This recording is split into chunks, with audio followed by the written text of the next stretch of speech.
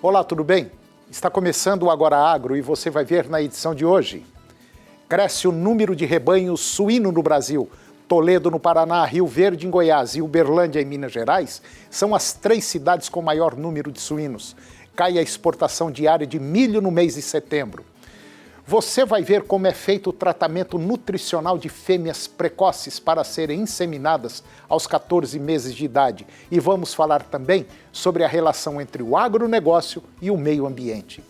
O Agora Agro já está no ar.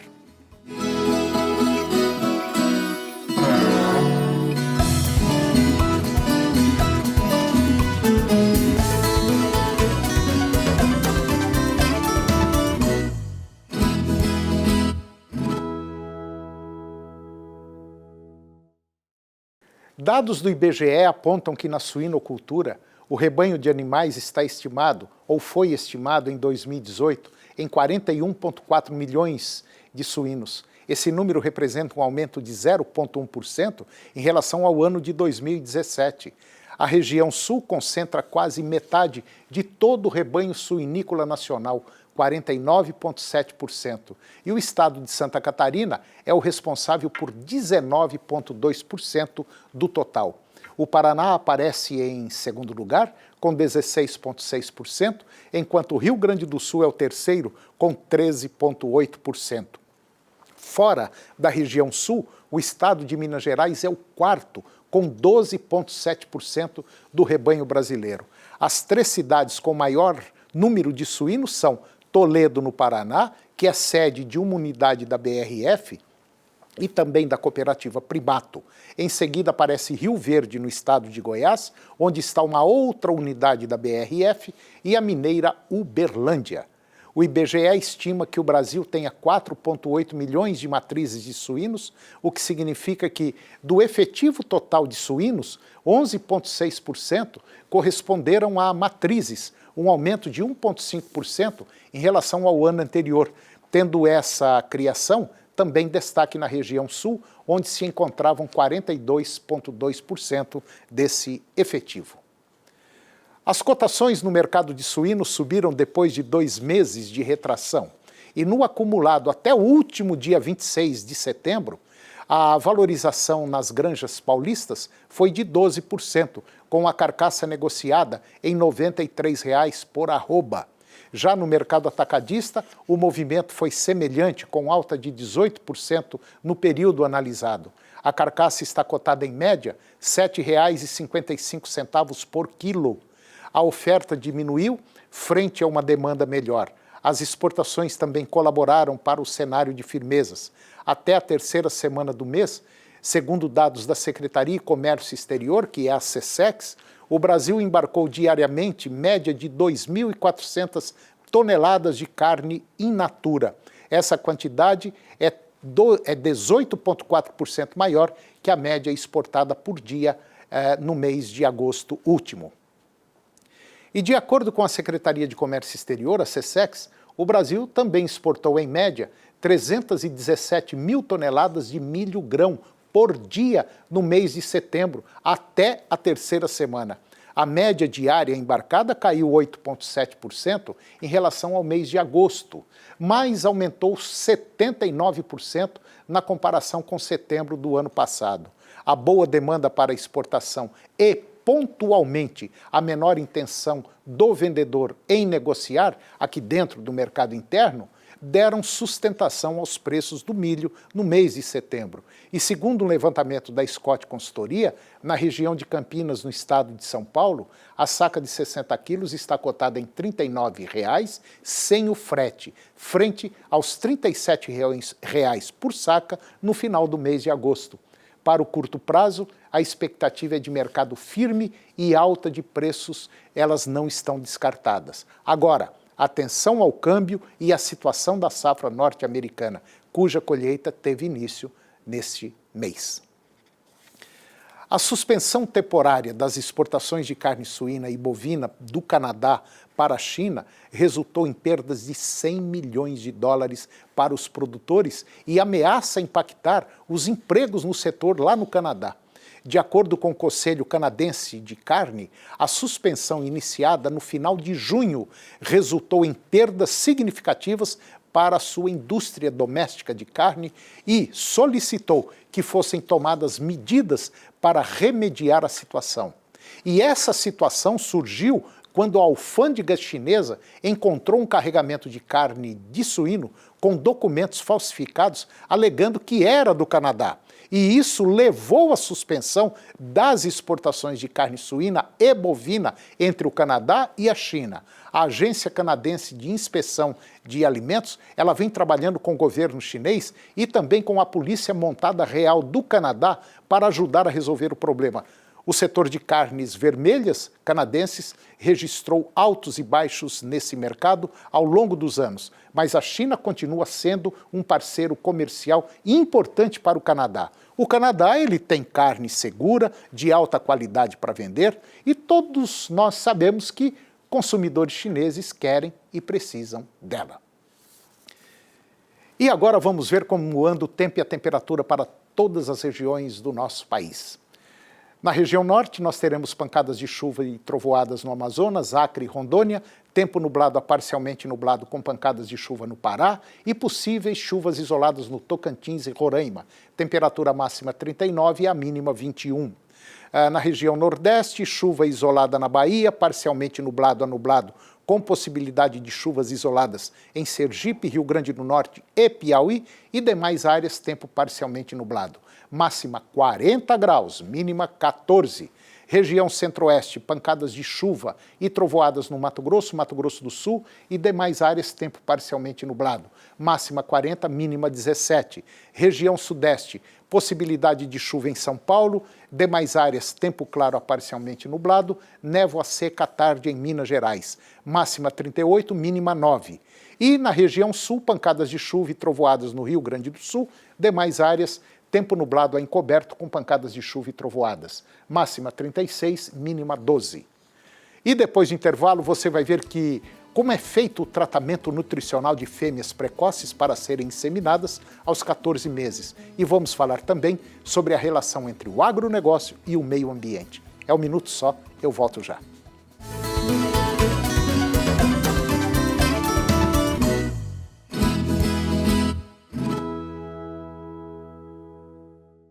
Em 2004, nasceu a Associação Filhos do Pai Eterno, a FIP, e veio com a missão de evangelizar, de espalhar o amor de Deus a todo o Brasil. Nasceu a partir do Santuário Basílica de Trindade para reunir, formar uma grande família de devotos do Divino Pai Eterno. E vive para trabalhar pelo próximo, para a vivência da fé, para mudar a vida das pessoas, se renovando no compromisso de cada um e na prática cristã. E tudo só acontece pelo seu apoio, pela sua doação. Faça parte desta família de amor. Associação Filhos do Pai Eterno. 62 3506 9800.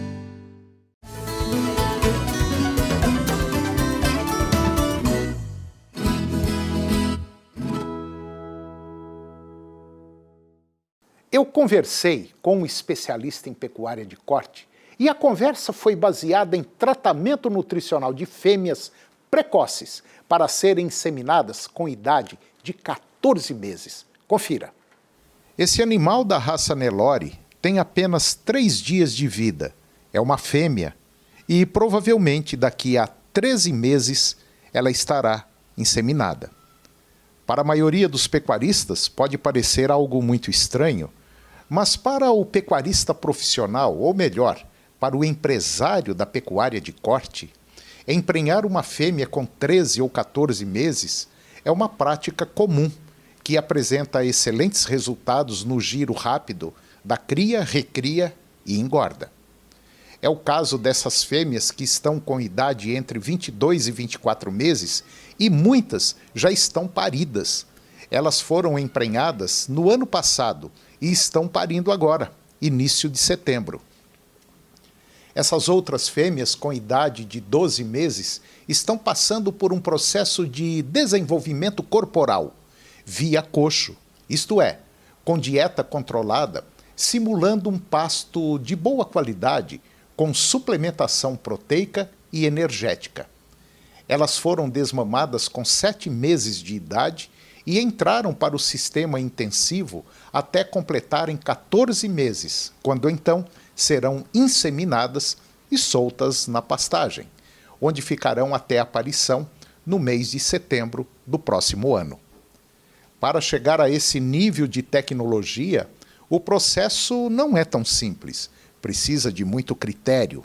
O veterinário Gustavo Ferro explica passo a passo dessa modalidade de cria. O que a gente considera o seguinte, o fator primordial, genética. Depois nós vamos para os outros detalhes do processo. Um deles, bastante importante, é a nutrição. Como nós podemos ver aqui, a nutrição ela é controlada de modo que a gente simula um pasto de qualidade com a suplementação proteica energética, macrominerais, microminerais e aditivos. Por que disso? Porque esses animais vão retornar para o pasto. E quando eles retornam para o pasto, eles não podem sentir, eles têm que continuar ganhando peso. Esse processo tem alguns detalhes, certo?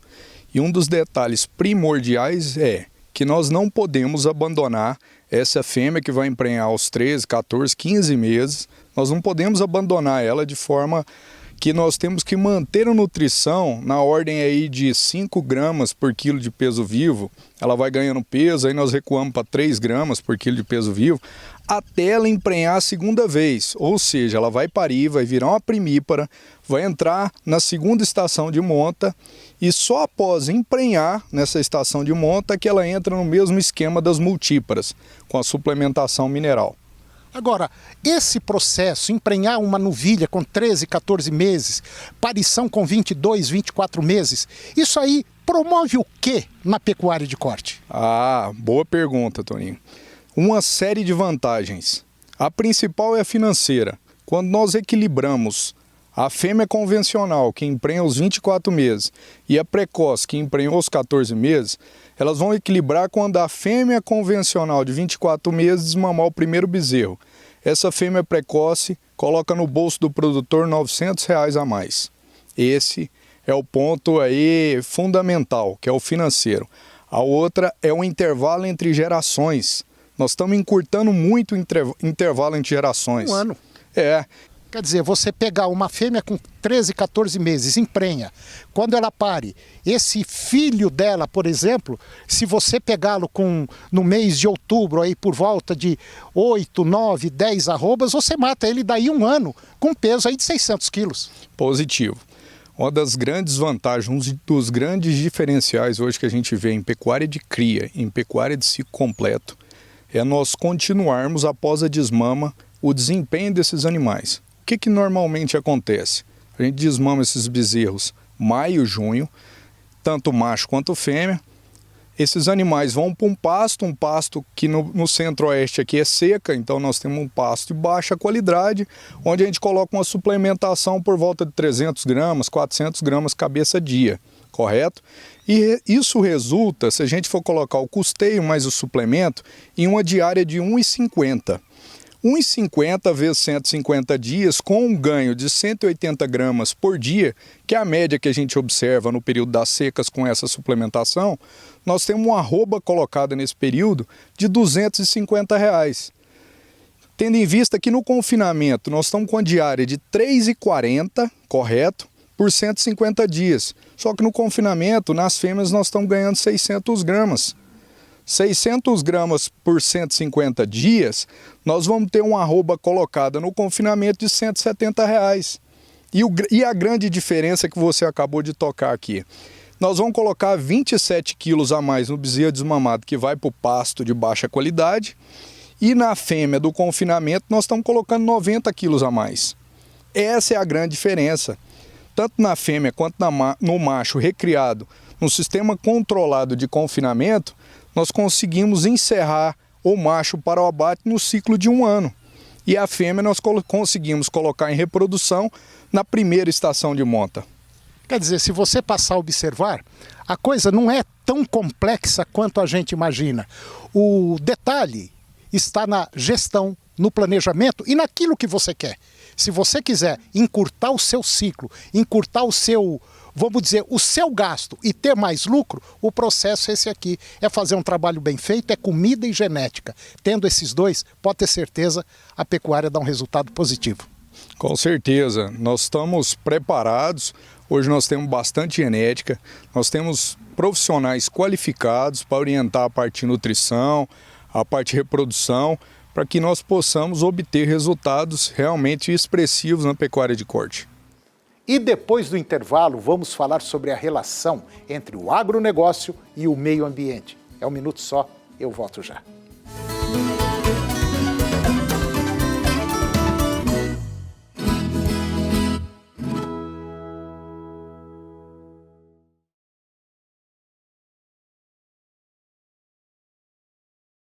Em 2004 nasceu a Associação Filhos do Pai Eterno, a FIP, e veio com a missão de evangelizar, de espalhar o amor de Deus a todo o Brasil. Nasceu a partir do Santuário Basílica de Trindade para reunir, formar uma grande família de devotos do Divino Pai Eterno. E vive para trabalhar pelo próximo, para a vivência da fé, para mudar a vida das pessoas, se renovando no compromisso de cada um e na prática cristã. E tudo só acontece pelo seu apoio, pela sua doação. Faça parte desta família de amor. Associação Filhos do Pai Eterno. 62 3506 9800.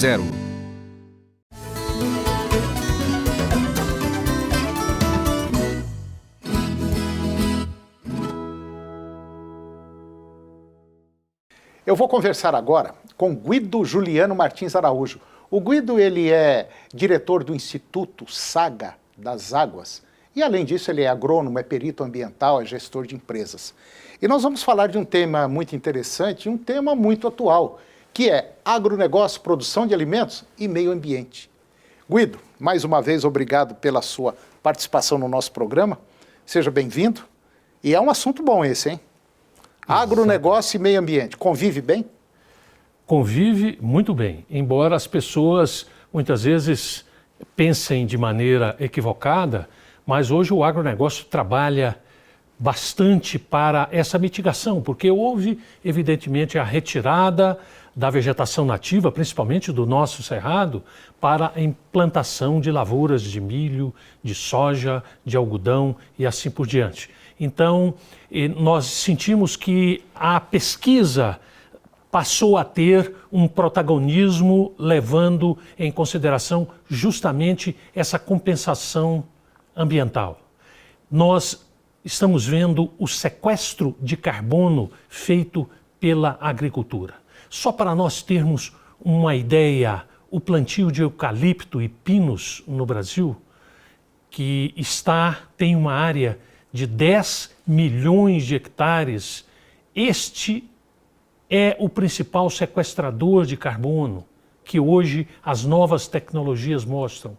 O sistema de plantio direto, Antônio, é o sistema que privilegia o acúmulo de matéria orgânica, os restos culturais das lavouras anteriores, ela tem carbono, todos os restos culturais contêm carbono, e principalmente a implantação de pastagens entre um cultivo e outro de grãos. O sistema radicular retém muito carbono. Então a agricultura hoje, os combates mostram, as pessoas que não entendem e que não conhecem muito os caminhos da agricultura, eles acham que a agricultura vem para poluir e não é assim. Nós precisamos, evidentemente, diminuir a quantidade de pesticidas. Isto a pesquisa também vem fazendo.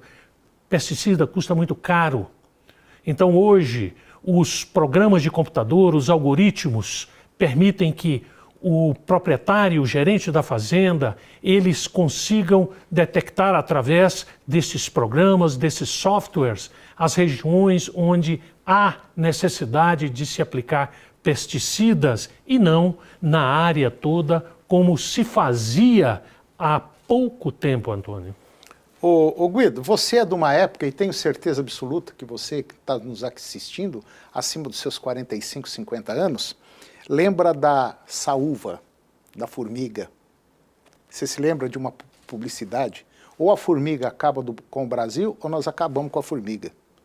Quer dizer, você não podia plantar. Plantava, a formiga vinha e comia tudo. Isso era basicamente no país inteiro. O que aconteceu? Surgiu um produto chamado Aldrin, tinha o BHC, e foi largamente utilizado para poder eliminar essas formigas, para a gente poder plantar. Quer dizer, hoje, esses produtos eles foram banidos do mercado. Não existe mais. Por quê? Porque fazem mal, ficam muito tempo no solo. Então as coisas vêm caminhando de uma forma para que a sustentabilidade se mantenha. Nós não podemos quebrar esse projeto, vamos dizer assim, de preservação do meio ambiente. Agora, tem um outro lado que faz-se necessário que nós plantemos. Por quê? Porque a população está crescendo, está aumentando. E se a população está aumentando, precisa do quê? Precisa de comida. E comida exige o quê? Exige uma série de mudanças, exigem produtos químicos. Então, infelizmente, é como tomar antibiótico. Faz mal para o organismo? Faz. Mas nós temos que tomá-lo. Infelizmente, né, Guido? Não tem outra saída. Agora, existe sim uma preocupação muito grande da maioria dos produtores brasileiros que tem uma consciência que tem que produzir e preservar. E já tem muita gente fazendo isso, né, Guido? Exatamente. Há pouco tempo, até pouco tempo atrás, os organoclorados, esse DDT, BHC, o Aldrin, que se jogava para matar formiga, era um inseticida maravilhoso, só que ele tem um efeito residual na natureza de 50 anos. Ele continua sendo tóxico durante meio século.